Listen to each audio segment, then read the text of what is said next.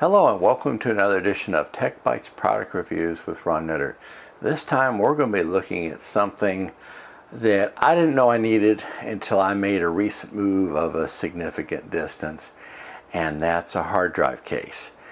Now, I'd read too many stories of when companies would move data centers and they just put their servers on a four-wheel cart and take them, across the parking lot or sidewalks or whatever, and by the time they got to the new data center, they had one or more drives that had failed. So that led me, especially with my main NAS, well, you can see the label that still is on the case and probably will remain there.